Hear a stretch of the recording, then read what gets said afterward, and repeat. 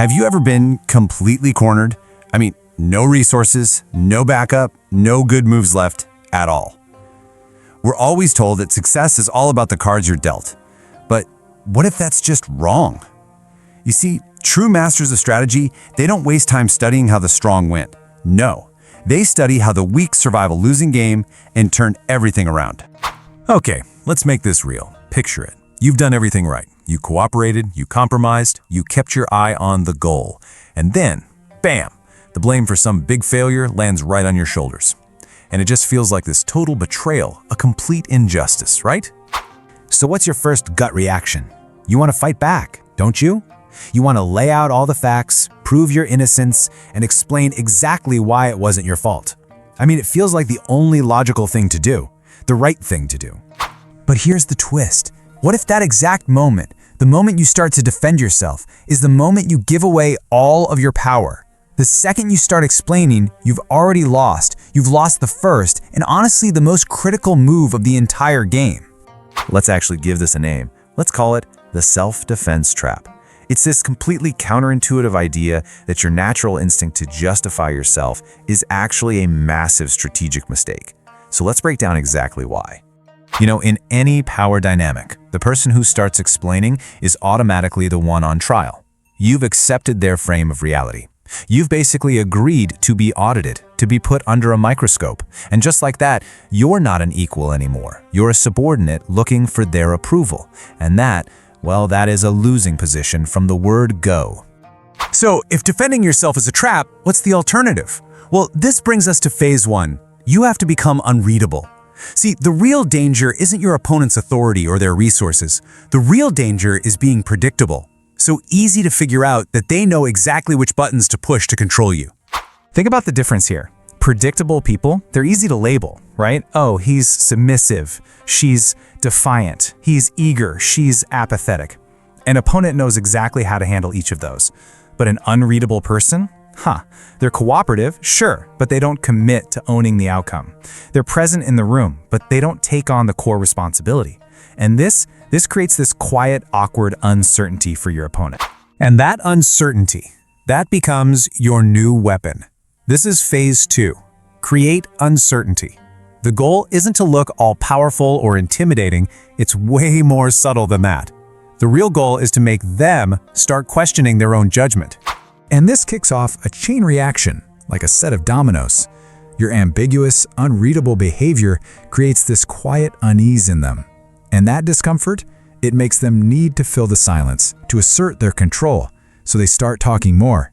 And the more they talk, the more they expose their own flawed logic and their own insecurities. And that's when they start to make mistakes. You know, this is a fundamental truth of any conflict. Mistakes are rarely born from a lack of skill. They're born from a loss of composure. They come from an emotional imbalance, from this desperate need to resolve the uncertainty you've so carefully created. Panic, my friends, is the parent of all error. And this leads us to the final and really the most sophisticated phase of this whole strategy. Let them fail. See, most people, when they see an opponent show weakness, they pounce immediately. But in doing that, they reveal their own hand. A true master doesn't attack. They simply create the conditions for their opponent to self-destruct. So how on earth do you do it? Well, with another totally counterintuitive move. You give them the microphone. Now, you're not giving them resources or help. You're just giving them the platform. You let them feel like they are completely in charge, like they're the ones setting the entire agenda. Because when someone feels that sense of absolute control, especially when they're subconsciously a little bit uneasy, they overcompensate. They start making these grand pronouncements. They push their ideas with way more force. They claim victory before the game is even over. They start meddling in every single tiny detail. To them, it feels like control. But in reality, it's just exposure. So what does this actually look like in the real world? Eventually, they're going to try to pull you into their risky plans, so you have to share the blame. The absolute key here is to refuse without ever actually saying no. So how do you say no without saying the word no? Okay, here's your first phrase.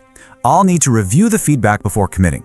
It's perfectly reasonable, it's professional, and it's completely non-confrontational. You're not saying no, you're just being diligent. You're delaying your commitment based on some external information that you don't even control. Or you could try this one. Let's observe the initial results first. This frames your hesitation as simple prudence. It's a wise, data-driven approach. You're not being uncooperative at all. You're being a careful strategist. Again, you're just shifting the reason for your delay to some future event. And here's a third option, and this one is powerful. Current conditions aren't quite right for that. It works because it places the obstacle entirely outside of anyone's control. It's not you, it's not them, it's just the conditions. It's a gentle, blameless way of pushing back. Now use it once or twice, they'll probably accept it. Use it 3 or 4 times, and they'll start to get agitated. And that agitation, that's what leads to mistakes. Now all of this, it all hinges on one central, powerful virtue: patience. This entire strategy is really about fundamentally redefining what it even means to win. It's about shifting your focus from short-term battles to long-term survival. The whole goal of the long game isn't some dramatic takedown or a satisfying "I told you so."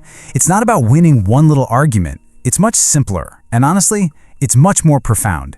It's about being the one left standing after all the chaos dies down. You have to learn to make time your greatest ally. When you refuse to be rushed, when you operate with this calm and deliberate patience, you shift the odds. Every single passing moment of their agitation increases the probability that the critical mistake, well, it's going to be theirs, not yours.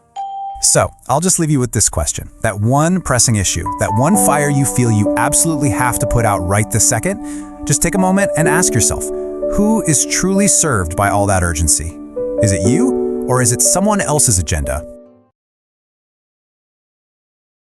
Subscribe for daily wisdom.